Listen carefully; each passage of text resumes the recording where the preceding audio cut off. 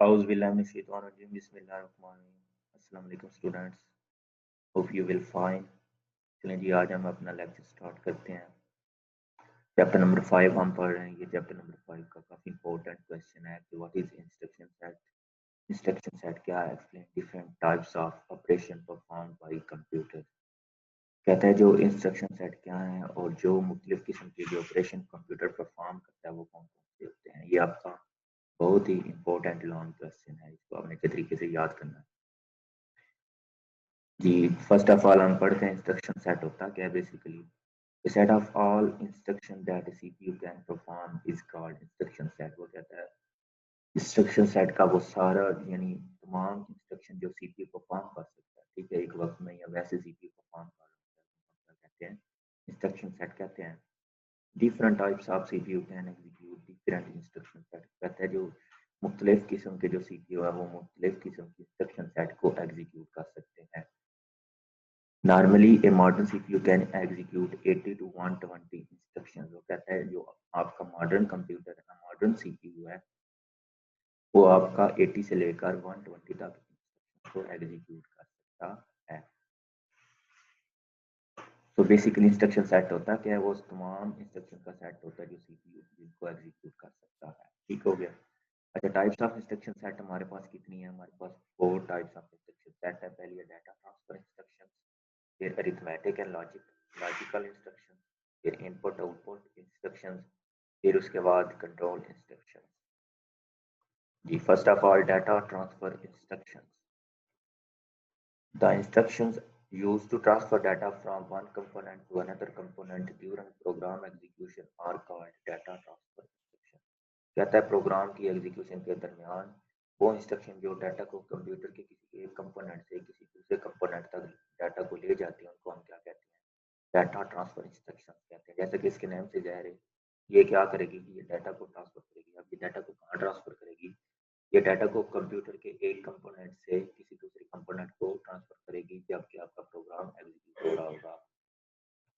All CPUs provide different instruction to transfer data। कहता है जो सीपीयू है, सारे तकरीबन सीपीयू है जो है वो डाटा को ट्रांसफर करने के लिए मुख्तलिफ किस्म की इंस्ट्रक्शन मुहैया करते हैं। A programmer can use these instruction to move data in CPU. कहता है एक प्रोग्रामर जो है वो इन इंस्ट्रक्शन को इस्तेमाल करते हुए डाटा सीपीयू की तरफ डाटा को मूव कर सकता है। These instruction can also copy data from CPU to main memory. कहता है ये जो इंस्ट्रक्शन होते हैं उनकी मदद से आप सीपीयू से मेन मेमोरी को में भी डाटा ट्रांसफर कर सकते हैं। यानी आज जो आपका कंप्यूटर होता है, यानी आज जो सीपीयू है वो मुख्तलिफ किस्म की आपको इंस्ट्रक्शन मुहैया करते हैं। इन इंस्ट्रक्शन के इस्तेमाल से आप जो डाटा है वो सीपीयू को भी ट्रांसफर कर सकते हैं और कुछ इंस्ट्रक्शन को इस्तेमाल करते हुए आप सीपीयू से मेन मेमोरी में भी डाटा ट्रांसफर कर सकते हैं। ठीक हो गया। उसके बाद है आपकी arithmetic and logical instruction. The instruction used to perform arithmetic operations are called arithmetic instruction। कहते हैं ऐसे इंस्ट्रक्शन जो आपकी अरिथमेटिक ऑपरेशन अब परफॉर्म करने के लिए इस्तेमाल होते हैं उनको क्या कहते हैं? हम अरिथमेटिक इंस्ट्रक्शंस कहते हैं। ठीक है। अब आपको पता है अरिथमेटिक ऑपरेशन कौन से होते हैं? प्लस होते हैं, माइनस, ज़रब, मल्टीप्लाई, ये हमने पहले पढ़ चुके हैं काफी दफा। डिफरेंट अरिथमेटिक ऑपरेशन और addition, subtraction, multiplication and division. मुख्तलिफ किस्म के जो आपके अरिथमेटिक ऑपरेशन है वो आपकी तकसीम है, ज़रब है, मनफी और जमा है। These instructions are executed by arithmetic and logic unit of CPU। कहते हैं ये जो इंस्ट्रक्शंस होती हैं ये आपके जो अरिथमेटिक और लॉजिक यूनिट आपने पहले पढ़ लिया था, सीपीयू का हिस्सा है एक, वो एग्जीक्यूट करते हैं। ठीक है। मीन्स के अरिथमेटिक और लॉजिक जो ऑपरेशन इंस्ट्रक्शंस होती हैं वो आपका अरिथमेटिक और लॉजिक यूनिट जो कि सीपीयू का एक कंपोनेंट है वो इसको एग्जीक्यूट कर रहा होता है। उसके बाद these instruction use to perform logical operation are called logical instruction. होता है जो इंस्ट्रक्शन जो है आपके लॉजिकल ऑपरेशन परफॉर्म करने के लिए इस्तेमाल होती है उनको हम क्या कहते हैं? लॉजिकल इंस्ट्रक्शन कहते हैं। The logical operation is the comparison of two data values। कहते हैं आपका जो लॉजिकल ऑपरेशन होता है वो बेसिकली जो दो डाटा वैल्यू को हम कंपैरिजन कर देते हैं उनको उन पर मुश्तमिल होता है। यानी हमने दो वैल्यू को चेक करना होता है कि आया ये दो वैल्यू छोटी हैं एक दूसरे से, यानी पहली छोटी है दूसरे से, या दोनों वैल्यू इक्वल है, या एक वैल्यू दूसरी वैल्यू से बड़ी है। ठीक है। पॉसिबल कंपैरिजन आ रहा है फॉर जो कहते हैं जो पॉसिबल है, मुमकिन जो कंपैरिजन जो हो सकते हैं दो वैल्यू के दरमियान जो मुमकिन कंडीशन हो सकती है वो यही हो सकती है या तो वैल्यू जो है वो ग्रेटर देन होती है किसी दूसरे नंबर से, या उसके इक्वल हो सकती है, या फिर उससे स्मॉल हो सकती है। These instruction also executed by arithmetic and logic unit of CPU. कहते हैं ये जो भी इंस्ट्रक्शंस होती हैं, जो लॉजिकल इंस्ट्रक्शंस होती हैं, ये भी आपके जो सीपीयू का अरिथमेटिक और लॉजिक यूनिट है वो ही एग्जीक्यूट करता है, वही परफॉर्म करता है। अच्छा जी, उसके बाद है आपकी इनपुट आउटपुट इंस्ट्रक्शंस है। Every CPU provide the operations of reading data from peripheral device and writing data to peripheral device।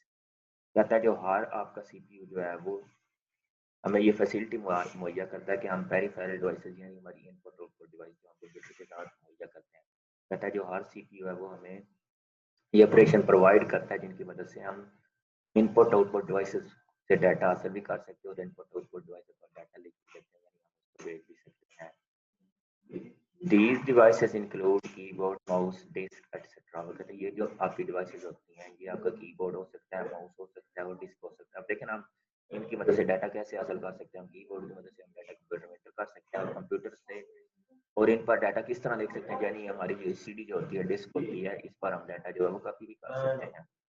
A programmer can use input output operation by issuing different input output instruction। वो कहता है एक programmer जो है वो मुख्तलिफ किस्म के इनपुट आउटपुट ऑपरेशन को यूज कर सकता है, उसको मुख्तलिफ इनपुट आउटपुट इंस्ट्रक्शन को इशू करते हुए, यानी अगर उसने मुख्तलिफ किस्म के इनपुट आउटपुट ऑपरेशन परफॉर्म करने होते हैं तो वो मुख्तलिफ किस्म की इनपुट आउटपुट इंस्ट्रक्शन को एग्जीक्यूट करता है। यानी एक इंस्ट्रक्शन हो सकती है कि कीबोर्ड की मदद से डाटा हम इंटर कर रहे हैं, और दूसरी इंस्ट्रक्शन ये हो सकती है कि हम जो है प्रिंटर की मदद से डाटा प्रिंट कर रहे हैं। यानी मुख्तलिफ इंस्ट्रक्शन को इस्तेमाल करते हुए हम मुख्तलिफ इनपुट आउटपुट ऑपरेशन जो है वो परफॉर्म कर सकते हैं।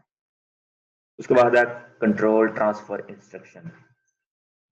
ओके जी, the instruction used to change the sequence of instruction of program और कॉल्ड कंट्रोल ट्रांसफर इंस्ट्रक्शन। कहती है वो जो इंस्ट्रक्शन जो आपके प्रोग्राम के इंस्ट्रक्शंस के सीक्वेंस को तब्दील कर देते हैं, यानी प्रोग्राम आपका चल रहा है उसके इंस्ट्रक्शन के एग्जीक्यूट होने के सीक्वेंस को जो तब्दील करते हैं उनको हम क्या कहते हैं, कंट्रोल ट्रांसफर इंस्ट्रक्शन कहते हैं। ठीक हो गया। These instruction transfer the execution control to a certain part of program instead of that next instruction. वो कहते हैं ये जो इंस्ट्रक्शन होती हैं ये आपके जो किसी भी प्रोग्राम की जो सर्टेन प्रोग्राम का जो मतलब पार्ट एग्जीक्यूट हो रहा होता है उससे नेक्स्ट वाले में नहीं जाती, लेकिन उससे किसी दूसरे हिस्से में चली जाती है। यानी आप प्रोग्राम चला रहे हैं तो पहले लाइन प्रोग्राम की लाइन नंबर 1 एग्जीक्यूट होगी, फिर 2 होगी, फिर 3, और 3 के बाद होनी तो 4 चाहिए। हो सकता है ये जो आपकी जो कंट्रोल ट्रांसफर इंस्ट्रक्शन ये क्या करे, 4 के बाद आप प्रोग्राम की लाइन नंबर 100 को एग्जीक्यूट कर दे। मतलब ये प्रोग्राम की एक लाइन से किसी दूसरी लाइन तक कंट्रोल ट्रांसफर करने के लिए इस्तेमाल होते हैं। Some example of these operations are jump और jump z। कहते हैं ये जो इस तरह के जो ऑपरेशन होते हैं उनकी जो एग्जांपल है वो क्या है, जंप है। जंप मतलब लाइन नंबर 1 से लेकर लाइन नंबर 1 एग्जीक्यूट करें आपने, फौरन जंप करना है, अब आप लाइन नंबर 20 एग्जीक्यूट कर रहे हैं, ठीक है। और jump of if zero, jump if zero का मतलब ये है कि अगर आप लाइन नंबर 1 एग्जीक्यूट कर रहे हैं और लाइन नंबर 2 जो है वो जीरो है, मतलब उसमें कोई वैल्यू ही नहीं है, लाइन नंबर 2 एम्प्टी है, तो फिर ये जंप क्या कर देगा, फॉरन लाइन नंबर 3 पर ऑटोमेटिकली जंप कर देगा। तो ये था आपका लॉन्ग क्वेश्चन आज का। और उसके बाद है ये आपके दूसरा क्वेश्चन जो है वो what is instruction format, explain various instruction code format.